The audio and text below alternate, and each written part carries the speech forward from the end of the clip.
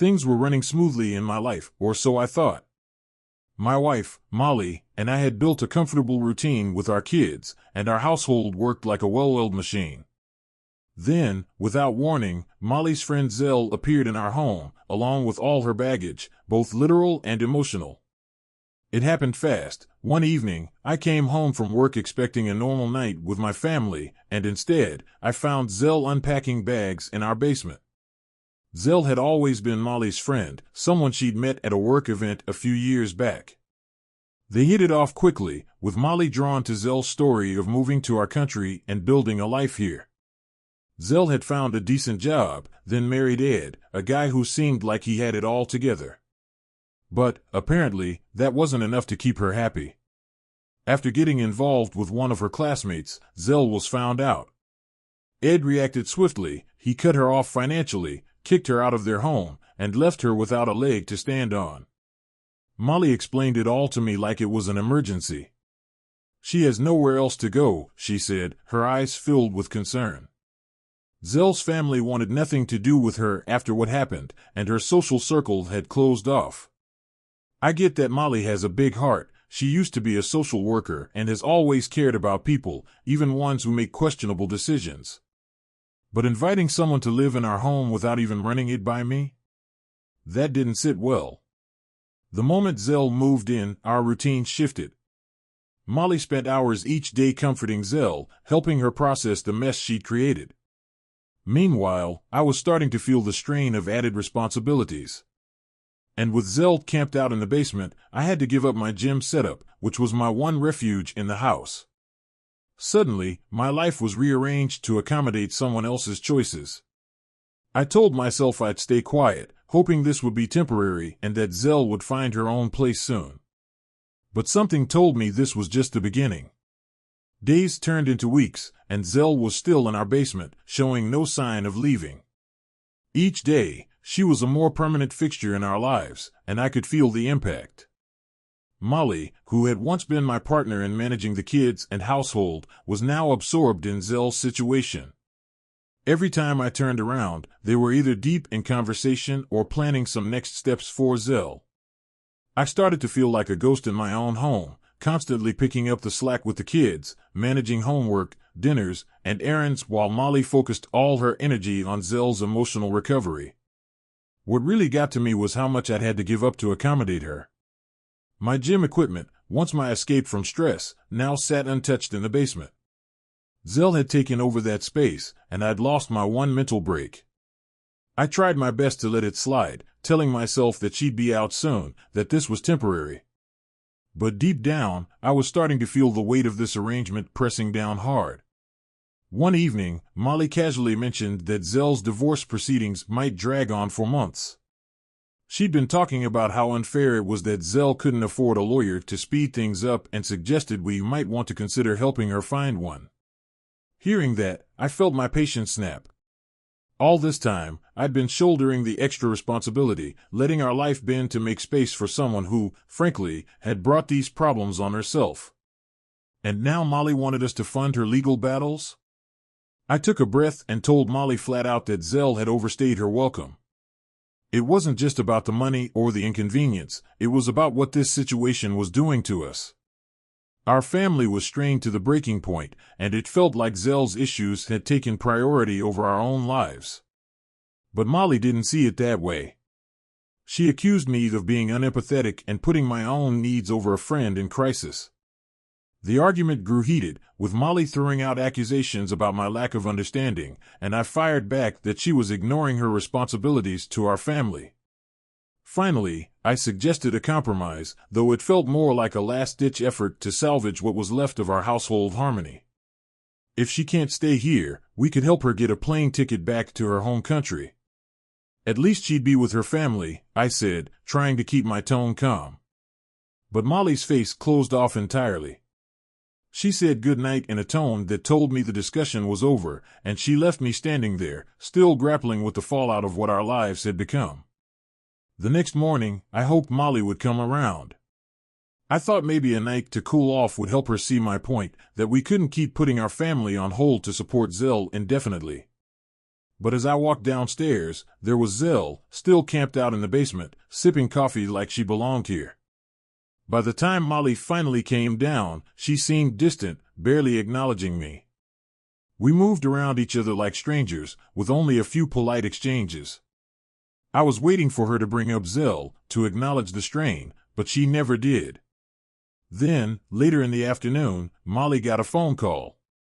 Her father had taken a bad fall, and she decided she needed to be there to help out. She booked a flight to see him, telling me she'd be gone at least 2 weeks, maybe more. I was stunned. Just like that, she'd be leaving me to handle everything, including Zell. Before she left, she asked if Zell could help with the kids while she was away. I nodded, but inside I felt a mix of resentment and exhaustion. Molly was leaving me with the very situation we'd been arguing about, trusting Zell to fill in for her.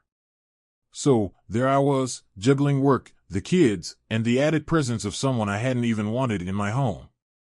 To my surprise, Zell actually did start helping out more. She made breakfast, packed lunches for the kids, and even did some laundry. I found myself reluctantly grateful, though it didn't make the situation feel any less strange.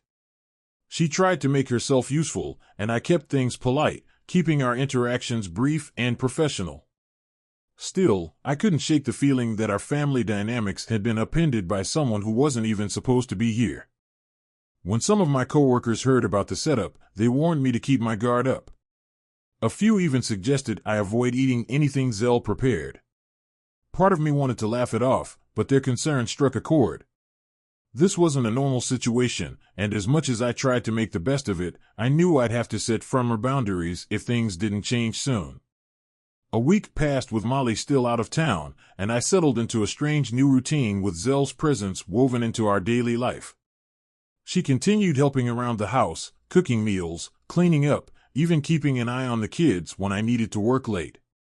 I'll admit that part of me was relieved to have the extra support. It made juggling everything alone a bit easier.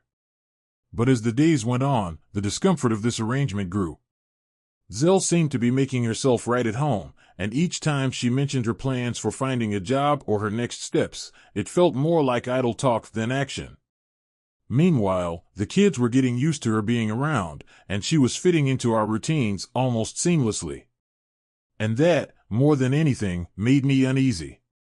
It was as if she was settling into a role that didn't belong to her.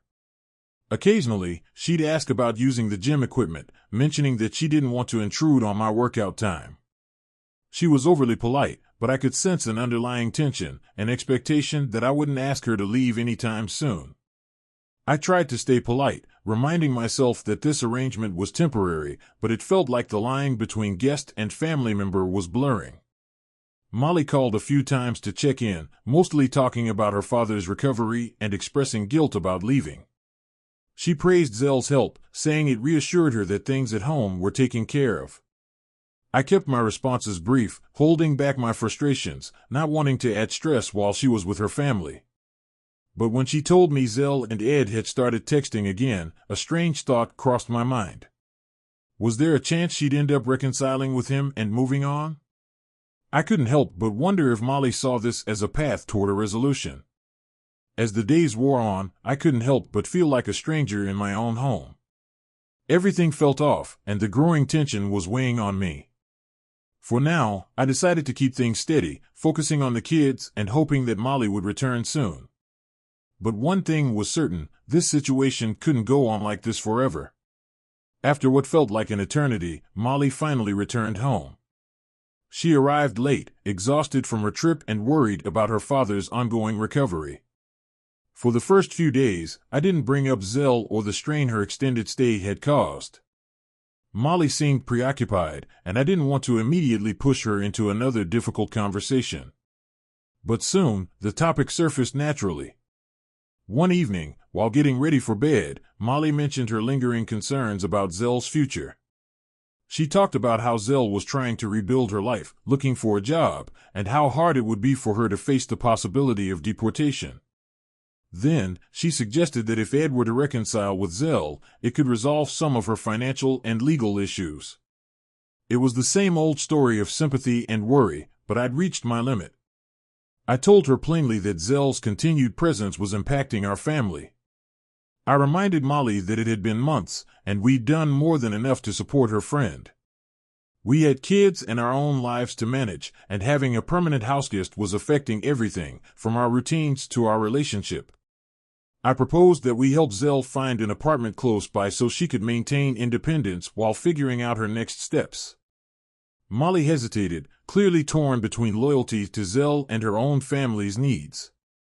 But she finally agreed it was time to set boundaries. A few days later, Zell received a job offer, which gave us the perfect opening to bring up the idea of her moving out. Molly and I sat down with her, explaining that now that she had income, it was important for her to establish her own place, to regain her footing independently.